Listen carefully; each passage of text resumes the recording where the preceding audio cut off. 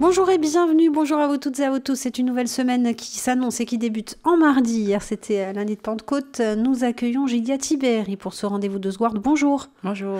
Avocate, Oui. élue à l'Assemblée de Corse, Oui. membre du PNC. Du PNC. Et puis, tout récemment, élue à la tête du bâtonnat d'Ajaccio. Pour les années 2020-2021. Pour les années 2020-2021. Vous faites votre année de stage, on va dire. Je fais mes 6 mois de stage, plus précisément, de Dauphinat. Alors, on parlera de la réforme de la justice, je pense, dans le courant de la semaine, mais on va parler aujourd'hui d'un sujet à la fois sur le fait divers et le judiciaire aussi. C'est le fameux sujet des paillotes, des transats, des autorisations, en fait, d'exploiter ce domaine public maritime. On a vu beaucoup de choses, beaucoup de prises de position. Votre première réaction, votre premier sentiment face à tout ce qui se passe sur ces transats et ces paillotes? Alors, d'une manière générale, déjà un constat. Je constate que c'est un sujet extrêmement épineux, que c'est un sujet qui divise clairement la société corse, qui divise la classe politique, qui divise également au sein de la société civile. C'est un sujet qui déchaîne les passions, mais qui, à mon sens, mérite, parce que passion n'est pas raison, qui mérite pas mal de réflexion, pas mal de dialogue et certainement beaucoup de nuances. Pas mal de dialogue, ça veut dire que pour vous, le dialogue, il n'a pas eu lieu jusqu'à présent?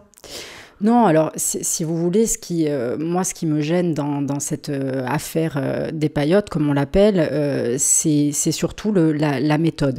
Là encore, un constat, je pense qu'aujourd'hui, l'affaire que nous connaissons, elle procède d'une double responsabilité. En premier lieu d'une responsabilité de l'État, et lorsque je dis ça, il n'est pas question d'adopter une position victimaire ou quoi que ce soit. C'est un constat qui me semble évident. L'État a fait preuve pendant des années d'un laxisme coupable, et je crois que la préfète, il y a quelque temps, l'avait d'ailleurs reconnu lors d'une de ses interventions. Et il y a en second lieu une responsabilité plus individuelle, qui est la responsabilité de ceux qui ont profité finalement de ce laxisme pour commettre des abus, parce qu'il y en a. Mais alors, je disais peut-être la responsabilité individuelle, elle est en tout cas à mes yeux, peut-être un peu moindre parce que elle découle, je pense, de la première. On ne peut pas finalement reprocher, ou en tout cas, il faut encore une fois rester mesuré dans le reproche qu'on pourrait faire. On ne peut pas reprocher à des gens de ne pas respecter des règles qui sont quasi inexistantes, ou en tout cas, même si elles existaient, des règles que l'État de droit n'a pas entendu faire appliquer pendant des années et des années. Pour vous, aujourd'hui, l'attitude, par exemple, du collectif, des travailleurs, notamment dans l'extrême sud, le discours que ce collectif développe, il est cohérent? Oui, il est cohérent et je trouve que c'est un discours qui est justement raisonnable. La solution qu'ils ont proposée est une solution raisonnable parce que eux-mêmes le reconnaissent. Effectivement, il y a eu des abus et nous ne sommes pas là pour les cautionner. Il y a eu des choses qui sont condamnables, même si en tant qu'avocat, j'aime pas trop employer ce terme, mais après, il faut pas se cacher derrière son petit doigt, il faut dire aussi ce qui est. Il y a eu des tentatives de privatisation, voire d'appropriation ou d'accaparement du domaine public maritime, qui est un bien commun qui appartient à tous les Corses et d'ailleurs aux autres également.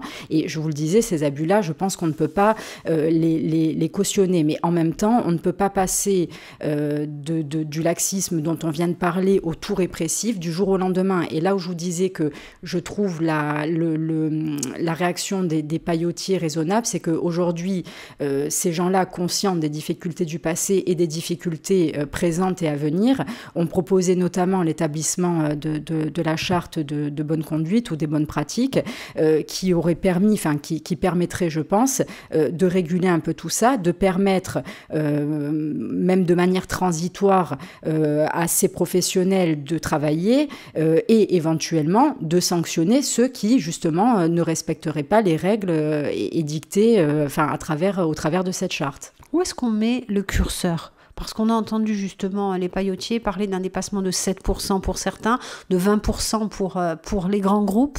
Est-ce que 7% finalement c'est acceptable, 20% ça ne l'est pas ?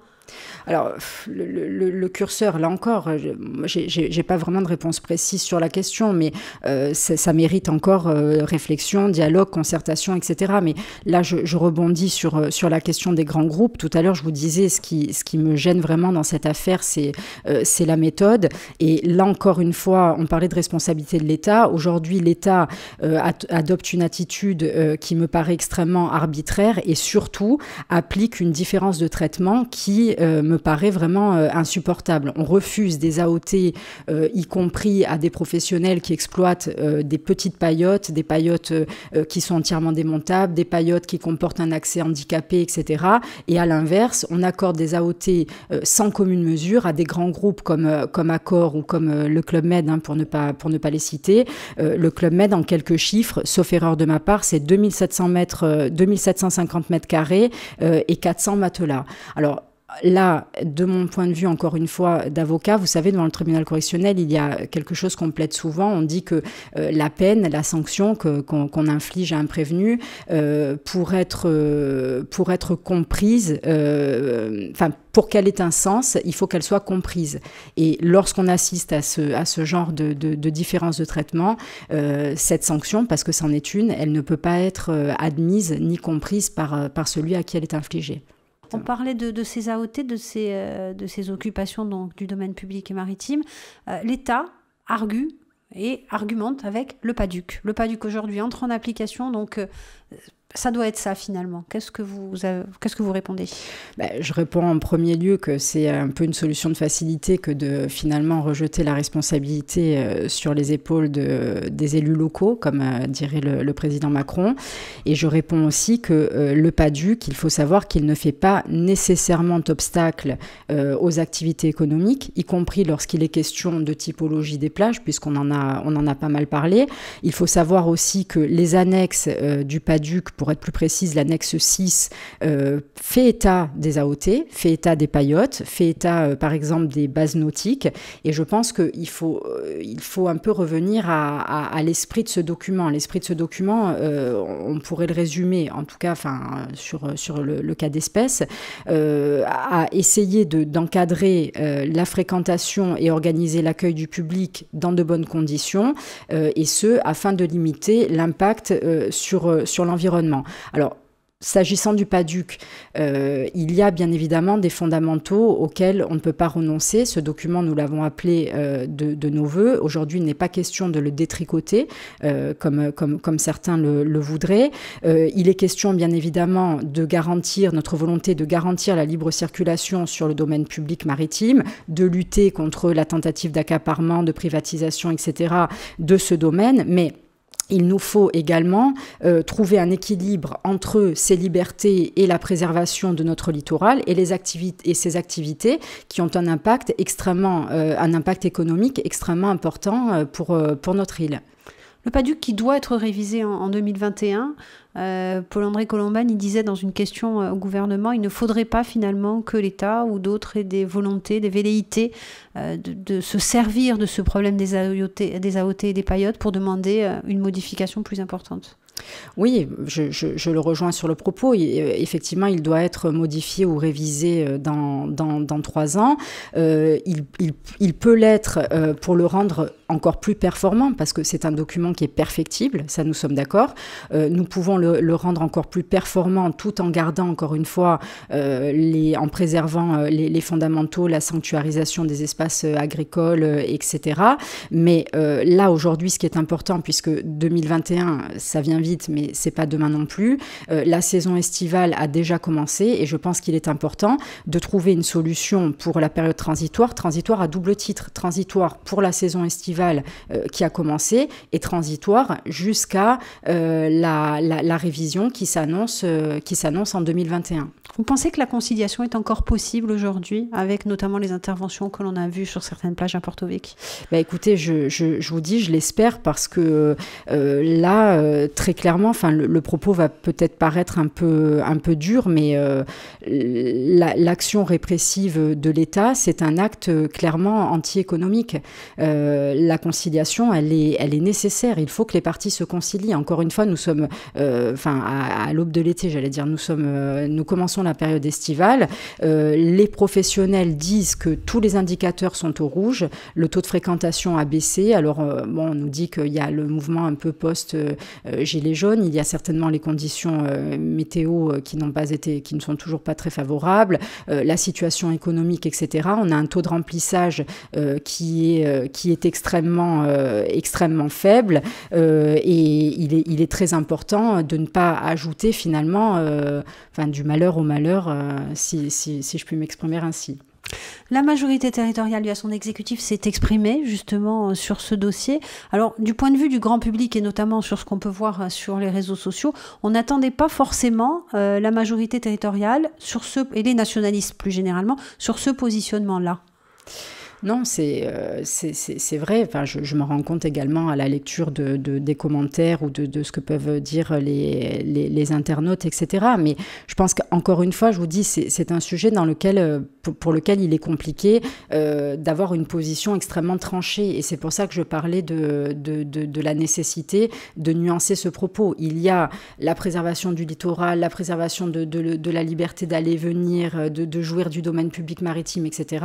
Et la nécessité de préserver l'économie corse. Le tourisme, sauf erreur de ma part, représente 24% du PIB en Corse. Et je pense qu'il ne faut pas non plus cristalliser ou se focaliser, même si c'est un sujet d'une grande importance, mais il y a d'autres chiffres qui, moi, m'alarment encore plus, d'autres problématiques en ce moment qui m'alarment encore plus. Je crois qu'un rapport va être évoqué lors de la prochaine assemblée, puisque nous parlons de l'extrême sud et beaucoup de Porto Vecchio. Il y a 17 000 résidences secondaires qui ont été construites depuis 5 ans. Il y a 6 000 permis de construire qui ont été accordés depuis 2018.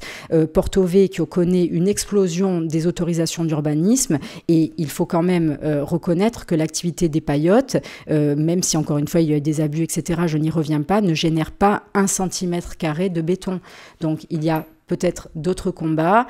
L'affaire des paillotes, encore une fois, il faut s'y intéresser et trouver une solution qui soit une solution raisonnable et surtout une solution transitoire dans un premier temps, mais évidemment pérenne par la suite. Mais il y a, à mon sens, des combats tout aussi importants, voire encore plus importants. On va poursuivre donc sur ces thèmes d'actualité, notamment un thème qui revient de plus en plus dans l'actualité, ce sont les élections municipales, et notamment dans les grandes villes, Ajaccio, Bastia, Porto Vecchio, qui est notamment aussi du côté du positionnement nationaliste. On a vu le PNC appeler à une union, on a vu Corsica Libera appeler à cette même union, et puis on a vu FEM beaucoup plus nuancé du côté de Jean-Félix Acquavive. En fait, les municipales ne doivent pas être la photographie de ce qui se passe du côté de la majorité territoriale. Oui, alors effectivement, j'ai également pris connaissance de cette interview il y a quelques minutes. Nous, notre positionnement, vous l'avez évoqué, il est extrêmement clair. Nous pensons que dans les grandes villes, dans les villes les plus stratégiques, et notamment sur Ajaccio, on ne peut pas envisager ces élections municipales en dehors de l'union des 3 composantes de la majorité territoriale. Nous pensons que cette union doit avoir lieu dès le premier tour. Nous évoquons aussi bien évidemment une ouverture sur la société civile, mais vous l'avez dit également, donc tel est le sens de l'appel lancé par le PNC la semaine dernière, de nos partenaires de Corsica Libera dans la foulée, quelques jours après, et je vous le disais, effectivement, j'ai pris connaissance de l'interview de Jean-Félix Acquavive ce matin. Je ne peux pas partager, je ne vous surprendrai pas en vous disant que je ne peux pas partager l'analyse qui est la sienne. J'ai relevé même des propos assez durs à l'endroit de ses partenaires de la majorité territoriale. Il évoque même une faute politique. Alors il parle, on remet sur la table dernièrement les élections européennes et l'élection de François Alphonse. Je voudrais simplement revenir sur ce point 2 secondes et expliquer que ni M. Alphonse ni nos partenaires de FEM n'ont demandé n'ont sollicité l'investiture de la coalition Peragourt, ce qui change tout, puisque nous, pour les municipales, nous avons d'ores et déjà des candidats à la candidature qui sollicitent cette investiture. Donc malheureusement, également au travers de cette interview, je lisais que M. Aquavive indiquait que quoi qu'il en soit, il y aurait une union des nationalistes au second tour, ce qui pourrait laisser penser que malheureusement, les nationalistes partiraient en ordre dispersé lors du premier tour. Si telle devait être la stratégie adoptée et si malheureusement nous devions être confrontés à un échec, il s'agira alors de déterminer qui a commis une faute politique. Il appartiendra aux militants et à nos électeurs d'une manière générale de se déterminer sur ce point. Et chacun, je crois, devra porter la responsabilité qui lui incombe. Pour revenir sur ces élections européennes, c'est vrai qu'on a vu le PNC et Corsica Libera d'ailleurs se positionner très clairement pour ne pas soutenir la candidature de François Alphonse. Est-ce que ça a créé un fossé, une rupture ?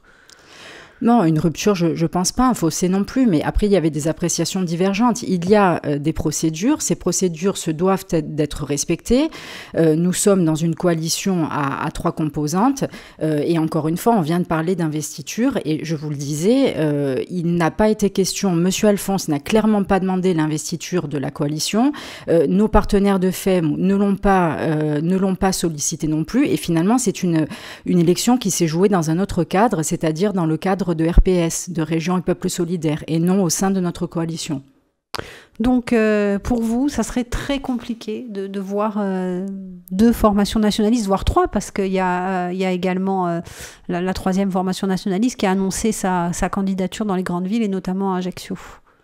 Oui, alors nous avons pris acte de la déclaration de candidature de mon confrère d'ailleurs, Jean-Marc Lanfranc, mais effectivement, je vous le disais, nous n'envisageons pas une seconde que les élections puissent se dérouler sans une union de nos 3 composantes et ce, dès le premier tour. Et il s'agirait tout simplement de respecter le contrat de mandature que nous avons établi entre nos 3 composantes. Et honnêtement, en tout cas, très égoïstement, là je parle de la situation ajaxienne puisque c'est celle qui me concerne le plus, je dirais, et je ne vois pas d'autres options. Oui. Et de la difficulté en fait à faire une union dans le cadre de Peragourt-Siga pour le premier tour. Vous parliez aussi de ces candidats à la candidature, on en a vu du côté de Corsica Libera, on en a vu du côté du PNC, il y a des noms aussi qui ont été annoncés du côté de FEM où c'est un petit peu compliqué pour les électeurs de s'y retrouver. Oui, alors, bon, nous, effectivement, nous avons déjà un candidat à la candidature. Nos partenaires de Corsica Libera ont annoncé également une candidature dans le courant de la semaine dernière. Alors, du côté de nos partenaires de FEM, où j'ai l'impression que c'est un peu plus flou, puisque, effectivement, un nom circule, mais sauf erreur de ma part, et je peux me tromper, il n'y a pas eu de déclaration formelle de la part de ce candidat. Et nous pensons, s'il devait y avoir une déclaration formelle, nous pensons qu'il serait plus opportun de désigner des candidats au sein même de nos mouvements, au sein même de nos militants. Et nous pensons que nous avons suffisamment de force vive, de compétences, je le dis d'une manière très humble, mais nous avons suffisamment de compétences, d'énergie et surtout de volonté au sein de nos composantes pour finalement ne pas avoir besoin d'aller chercher un candidat en dehors de nos rangs. Et pour paraphraser l'un de mes collègues qui s'exprimait il y a quelques jours, ce serait finalement, je crois, un aveu de faiblesse de la part de notre majorité, encore une fois, que d'aller chercher un candidat de manière extérieure. Ouverture, oui, mais pas pour conduire la liste. Ouverture, bien sûr, encore une fois, elle est nécessaire et surtout, sur Ayat, où je pense que nous n'envisageons pas les choses d'une manière différente, mais pour conduire la liste, encore une fois, alors nous avons des velléités, en tout cas, nous avons un candidat à la candidature. En revanche, et je ne veux pas m'exprimer en lieu et place de celui-ci, mais je me permets de le faire librement parce qu'il l'a fait lui-même il y a quelques jours, si le mouvement, si les 3 composantes devaient décider qu'un candidat est plus à même de porter la liste, etc., nous nous rangerions comme un seul homme derrière celui qui sera le plus à même de fédérer et de conduire cette liste. Mais encore une fois, je vois mal comment il pourrait effectivement s'agir de quelqu'un qui ne fait pas partie des rangs de la majorité territoriale. Faute politique, a dit Jean-Félix Acquaviva. Vous avez repris, vous aussi, ce terme. Oui, je vous le disais, parce que sur la question des élections européennes, je ne peux pas partager son point de vue, et je m'interroge sur le fait de savoir, puisque je lis cette annonce qui ne me réjouit pas, enfin en tout cas cette annonce, on ne peut pas préjuger des discussions qu'il va y avoir, puisque les discussions bien évidemment vont devoir se poursuivre, il va y avoir des coordinations entre nos 3 composantes, et on ne peut pas préjuger de ce qui va sortir de ces discussions et de ces coordinations, mais aujourd'hui, nous avons déjà 2 composantes qui ont pris clairement position pour une union dès le premier tour. Nous pensons la majorité territoriale est cohérente depuis son accession aux responsabilités, et nous avons bien vu que l'union, en tout cas les bienfaits de l'union ne sont plus approuvés. Il y a eu 2015, il y a eu les législatives, il y a eu les territoriales de 2017. Encore une fois, alors les municipales, oui, ce sont des élections différentes. Il faut s'adapter aux particularités et même aux particularismes locaux, mais encore une fois sur des grandes villes, sur des villes un peu stratégiques comme Ajaccio, on ne peut pas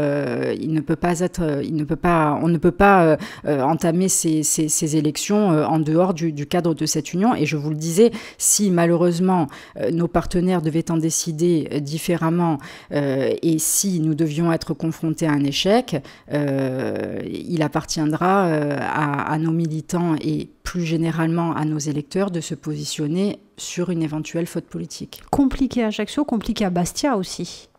Oui, compliqué à Bastia, et ce d'autant plus que la situation bastiaise, alors très honnêtement que je connais beaucoup moins, mais m'apparaît encore plus floue pour l'instant que celle d'Ajaccio. Et à Porto-Vecchio, avec notamment Jean-Christophe Angelini. Alors, Jean-Christophe Angelini l'a dit aussi très clairement, il sera candidat à la candidature, et il l'a dit également de manière très claire, il sollicitera l'investiture de Pera Gurtzica pour les élections municipales. Donc on va parler des relations entre la Corse et Paris, qui se distendent de plus en plus, qui sont de plus en plus compliquées. On a vu beaucoup de fins de non-recevoir, beaucoup d'irrespect, on dit certains, beaucoup d'humiliation. Oui, c'est ça. C'est une position de l'État qui est à mon sens inquiétante. Une position de l'État qui nous conduit aujourd'hui, qui conduit notre majorité et au-delà de la majorité qui conduit, à mon avis, la Corse et le peuple corse dans une véritable impasse. Nous l'avons vu ces derniers temps, l'actualité parle d'elle-même, les AOT, la DSP numérique, les ESA, une attitude inquiétante qui, à mon sens, consiste un peu à vouloir opposer les Corses entre eux. Je fais référence aux AOT dont on a parlé il y a quelques jours, à l'instauration de la conférence des maires, puisque là aussi, on a l'impression qu'on cherche finalement à opposer les élus communaux aux responsables de la collectivité, et qu'on essaye d'opposer finalement la légitimité des maires, que nous ne contestons pas, bien au contraire, et que nous respectons pleinement, à celle des élus de notre collectivité. Donc oui, nous pensons qu'aujourd'hui, enfin, je pense qu'aujourd'hui, l'État adopte une attitude quelque peu dangereuse, et pour encore une fois paraphraser l'un de mes collègues il y a quelques jours, une attitude quelque peu anachronique. La faute à qui? La faute à quoi? La faute, à mon avis, à la majorité présidentielle, bien évidemment, au président, à son équipe, à son gouvernement. Alors, j'ai bien compris, encore une fois, que l'on voulait rejeter la faute sur nous, élus de la collectivité. Moi, ce que je retiens, c'est que nous avons été élus dans un climat de paix, que nous avons été élus dans un climat serein. Je ne vais pas revenir sur l'arrêt de la violence, ses conséquences, etc.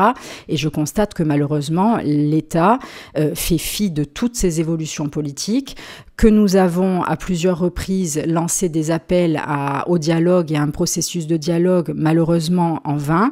Je constate également un véritable déni de démocratie de la part de l'État, puisque pas besoin de rappeler que près de 57% des Corses nous ont fait confiance et ont voulu que les nationalistes accèdent aux responsabilités. Et aujourd'hui, malheureusement, à travers l'attitude de l'État, nous assistons à un refus des avancées qui ont été demandées par par ces 57% de Corses. Et il y a également, je crois, chose importante, un non-respect des institutions de la Corse, puisque je vous le disais, cette conférence des maires, qui n'a, à mon sens, là je parle en tant que juriste, pas de fondement juridique, et qui a pour but très clairement de court-circuiter le travail de la CDC, en regroupant des maires et des représentants de l'État à l'exclusion des responsables de la collectivité de Corse, ne s'inscrit pas dans une démarche de respect de nos institutions.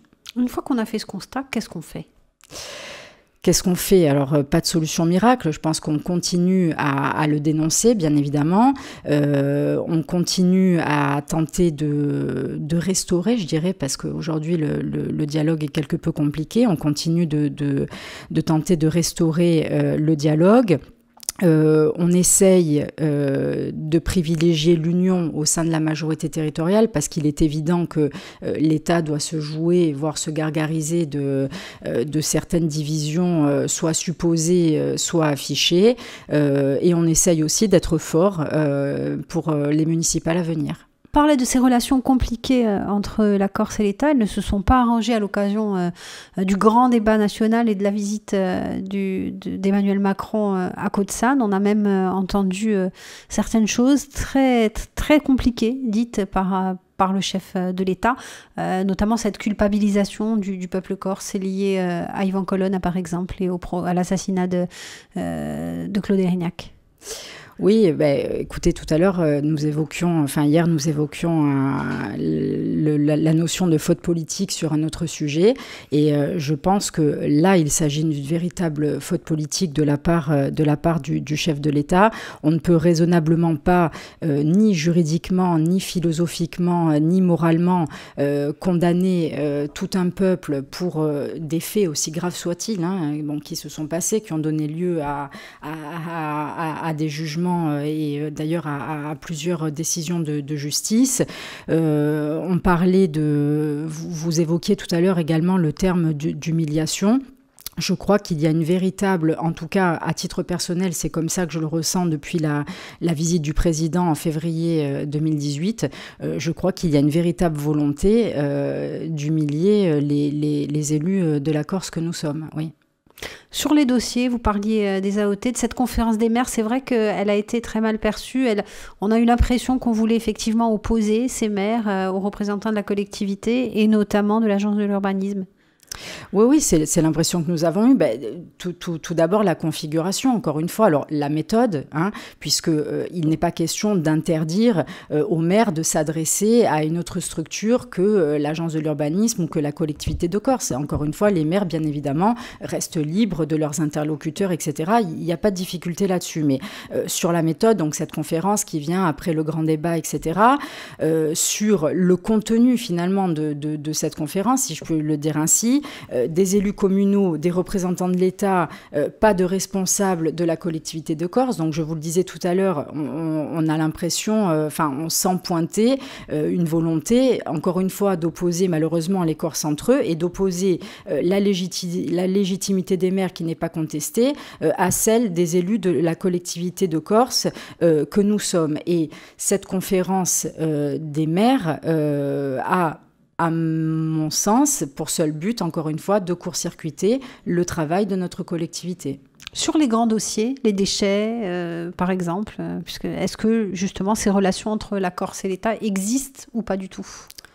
Alors, elles existent, oui, les relations avec la préfète existent. Sur les déchets, on a bien compris d'ailleurs la position du président Macron qui consiste finalement à nous dire, oui, bon, vous parlez d'évolution constitutionnelle, vous parlez de grandes choses, etc. Commencez par vous occuper des déchets et du réseau d'évacuation, etc. Et nous reparlerons du reste plus tard. Oui, les rapports avec l'État existent, mais aujourd'hui, on a bien compris qu'ils ne sont pas au beau fixe et qu'ils ne sont pas, nous n'évoluons pas dans un rapport pas sain, mais nous n'évoluons pas dans un rapport efficace et efficient. Voilà. Certains ont voulu présenter ça comme une guerre d'ego. Ben, c'est pas une guerre d'ego, c'est juste bon, là encore je vais reprendre un petit peu les termes du président de l'exécutif lors de la dernière session. Ce qui est inquiétant aujourd'hui et ce qui n'est pas intéressant au niveau de, si vous voulez, de notre travail, c'est que jusqu'à présent nous étions dans une logique de recherche d'avancée et aujourd'hui nous sommes dans une logique de défense de nos acquis. Aujourd'hui on assiste à une véritable volonté de recentraliser les pouvoirs, de recentralisation. Aujourd'hui, nous avons une préfète, certes très, très sympathique, etc., mais présente sur tout le terrain et qui exerce, à mon avis, des fonctions qui vont bien au-delà des fonctions régaliennes qui sont les siennes. Et il faudrait laisser à la collectivité déjà le champ de ses compétences. Et bien évidemment, ce que nous appelons de nos voeux depuis toujours, c'est une extension des compétences et des moyens de notre collectivité. Est-ce qu'on peut envisager une reprise de la violence si... Alors, écoutez, évidemment, je ne l'espère pas. Après, force est de constater qu'il y a depuis quelque temps un regain de la violence. Alors, j'espère que ça n'est pas le point où on veut finalement nous amener pour peut-être un jour nous dire, ben, vous voyez, nous avons eu raison de ne pas discuter avec vous puisque vous êtes culturellement et foncièrement violent. Donc, nous ne pouvons pas... moi, je suis avocate, je suis une légaliste, une femme de loi, de droit, et bien évidemment, et par rapport à notre jeunesse, etc., personne ne peut appeler de ses voeux une reprise de la violence. Mais malheureusement, aujourd'hui, on constate un regain de celle-ci et je pense qu'il y a une relation de cause à effet entre le comportement de l'État et cette reprise progressive de la violence. Justement, de cette réforme de la justice, il se passe beaucoup de choses. On a entendu beaucoup de contestations de la part des barreaux d'Ajaccio, de Bastia, beaucoup de montées au créneau pour défendre, somme toute, un certain système judiciaire. Oui, alors effectivement, il y a eu une contestation tout au long de l'année passée.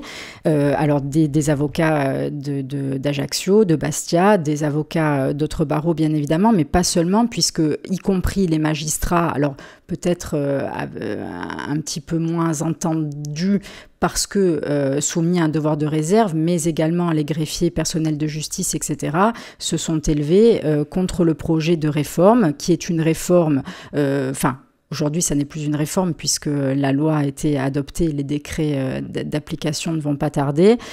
C'est une loi extrêmement critiquable et c'est une loi inquiétante, non pas forcément pour les professions du droit que nous sommes, mais surtout pour les justiciables. Et particulièrement en Corse. Oui, particulièrement en Corse, parce que ici, nous le savons, nous avons des spécificités. Nous avons une fracture sociale qui est peut-être plus importante qu'ailleurs, puisque nous sommes la région la plus pauvre de France continentale. Nous connaissons une fracture territoriale, nous connaissons également une fracture numérique. Et à l'heure du tout numérique, à l'heure où on veut nous imposer la création de juridictions exclusives, enfin de procédures exclusivement dématérialisées, notamment en matière d'injonction de payer. Je fais une petite parenthèse, il faut savoir que ces procédures, elles concernent un public souvent démuni, un public impécunieux, un justiciable qui est souvent isolé. Et aujourd'hui, avec en plus la fracture numérique que nous connaissons en Corse, c'est priver cette partie de justiciable d'accès au droit et d'accès à la justice et d'accès à son juge. Quelles conséquences ça peut avoir, puisque dorénavant cette loi existe? Oui. Comment est-ce que vous voyez les 5, les 10 années qui arrivent? Alors, écoutez, il faudra qu'on reste attentif, puisqu'encore une fois, nous attendons les décrets d'application. Il y a un point particulier sur lequel nous devrons être très attentifs et ne jamais relâcher notre combat. C'est celui de la spécialisation, si vous voulez. Le pouvoir exécutif s'est attribué le pouvoir de modifier en profondeur la carte judiciaire en créant ce qu'on appelle la spécialisation. C'est-à-dire qu'on pourrait confier à certaines juridictions des contentieux spécialisés au détriment d'autres juridictions. Donc nous, en Corse, nous pensons être un petit peu à l'abri, je dis ça de manière très prudente, parce qu'avec le gouvernement, malheureusement, je pense qu'il faut s'attendre à tout. Nous pensons être un petit peu à l'abri de ces spécialisations, mais dans le principe, cela voudrait dire, par exemple, que le gouvernement pourrait décider de confier le contentieux des successions, par exemple, au TGI de Nice, de Grasse ou d'Aix-en-Provence. Voilà, ce qui priverait le justiciable, encore une fois, de l'accès à son juge et de l'accès au droit sur le territoire corse. Donc concrètement, selon certaines spécialités, on pourrait avoir la nécessité d'être jugé ailleurs, c'est ça ? Exactement. Et encore une fois, je vous dis, nous imaginons mal aujourd'hui que ce principe de la spécialisation puisse être mis en place en Corse, tout simplement parce que nous sommes une île et que le coût pour les justiciables serait exorbitant et que, à mon sens, la justice ne pourrait pas être rendue dans de bonnes conditions. L'accès aux juges, l'accès au droit, l'accès aux juges partout et pour tous est, à mon sens, un des piliers de notre système juridique et donc de notre démocratie. Nous ne voyons pas comment il pourrait en être autrement, mais il faudra quand même rester extrêmement vigilant sur ce point. Après la suppression de certains tribunaux, en micro-région, notamment en Corse, c'est la crainte que vous avez ? Oui, c'est la crainte que nous avons parce qu'effectivement, on supprime des tribunaux de proximité. Alors, du côté du gouvernement, de l'exécutif, on nous oppose en permanence une volonté finalement de simplifier l'accès à la justice. Mais nous savons parfaitement qu'il n'en est rien. La seule volonté, elle est budgétaire, elle est comptable. C'est une volonté de faire des économies. Ça ne sera jamais dit de cette manière. Mais nous, professionnels du droit, savons malheureusement que c'est le cas.